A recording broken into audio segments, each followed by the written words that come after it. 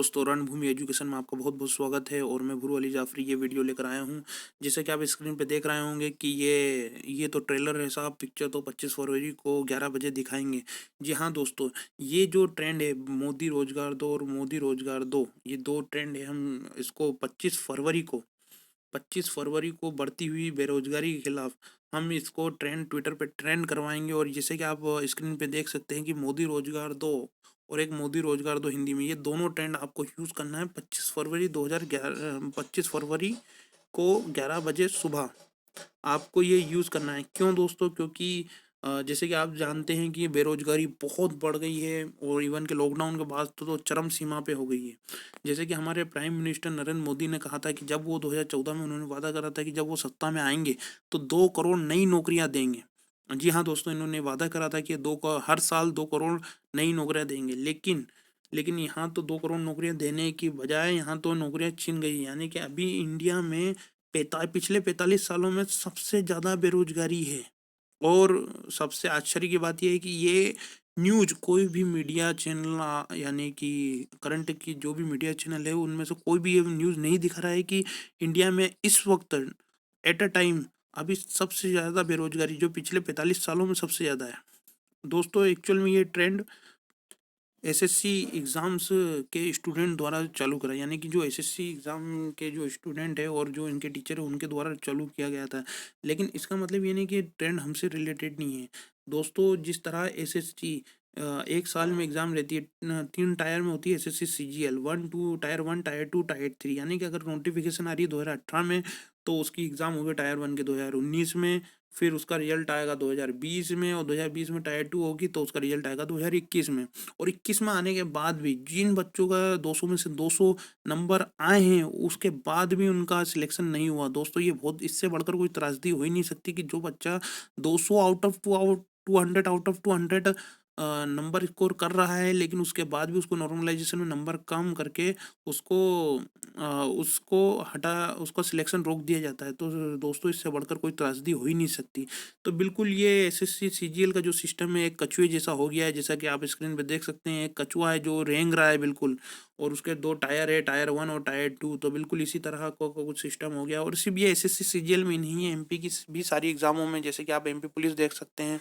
और दूसरी भी अदर एग्ज़ाम है कि अगर उनमें फाइनल सिलेक्शन भी हो जाता है, जैसे पटवारी में सिलेक्शन हो गया था और कुछ बच्चों ने छोड़ी थी, तो उसमें जो वेटिंग लिस्ट है आज तक, मतलब 3 साल होने के बाद भी वो वेटिंग लिस्ट क्लियर नहीं हुई है। तो ये दोस्तों, ये सिर्फ़ एसएससी सीजीएल वालों का आंदोलन नहीं है, ये सिर्फ़ हमारा भी आंदोलन है और हमें भी जॉइन करना है और हमें अब ये दिखाना है कि हम क्या कर सकते हैं, हमारी स्टूडेंट पावर क्या है।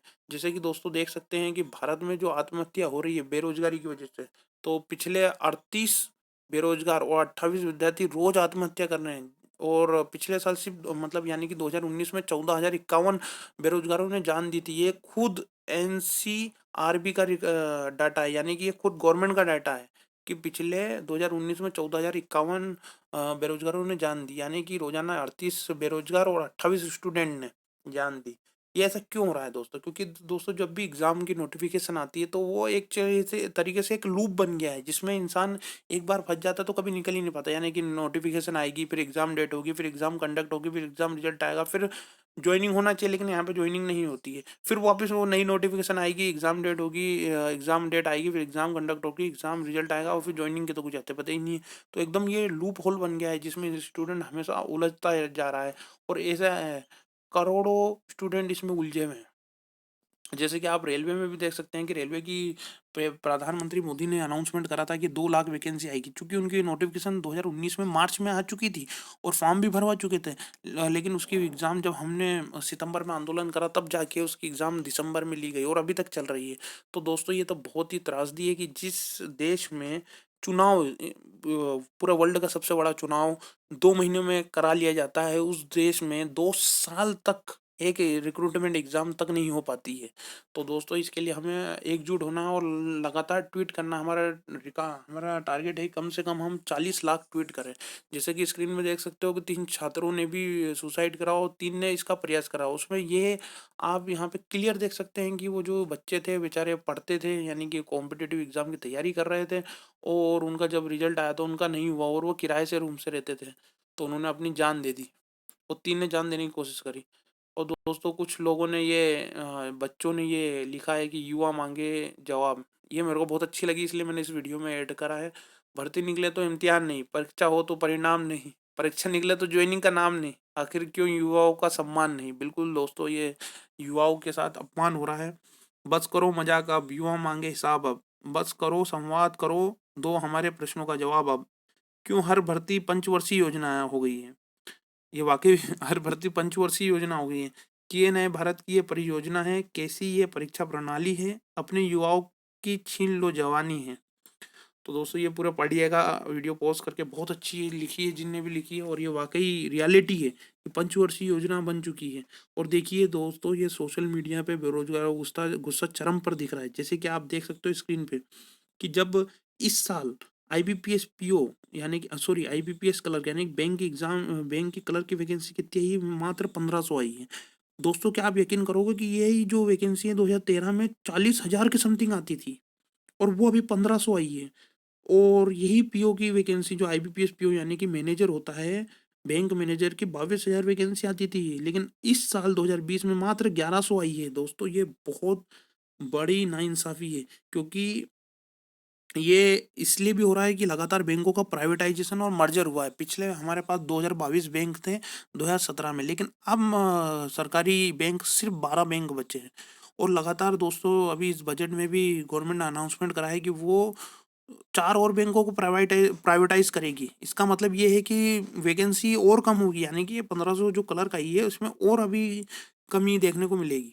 तो दोस्तों ये गवर्नमेंट ने और ये भी एलआईसी का भी अनाउंसमेंट करा है कि एलआईसी का भी आईपीओ लाया जाएगा, यानी कि उसके भी शेयर बेचे जाएंगे।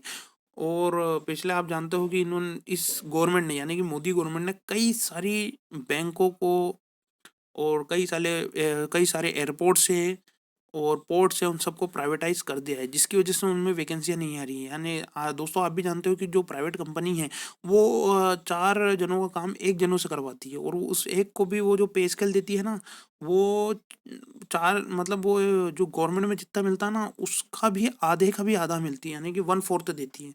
तो दोस्तों इससे क्या है, जो पूँजीपति हैं उनको बहुत फ़ायदा होता है, और हम जैसे स्टूडेंट्स का यानी कि हम जैसे जो तैयारी कर रहे हैं उन सबका शोषण होता है। तो मैं आपसे बोलना चाहूँगा कि इस वीडियो के माध्यम से मेरा आपका एक यही है कि आप लगातार ट्विटर पे ट्रेंड करना है, और दोस्तों चूकना नहीं है इस बार। हम ऐसी हुंकार भरेंगे धरती जाए डोल, जुमलेबाजों के खिलाफ युवा हल्ला बोल। जी हाँ दोस्तों, हमें अब स्टूडेंट पावर दिखानी है।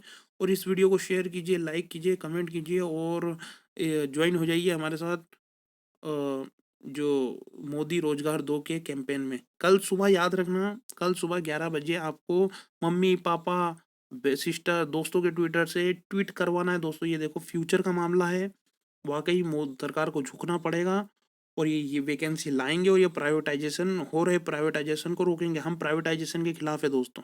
ओके दोस्तों, धन्यवाद।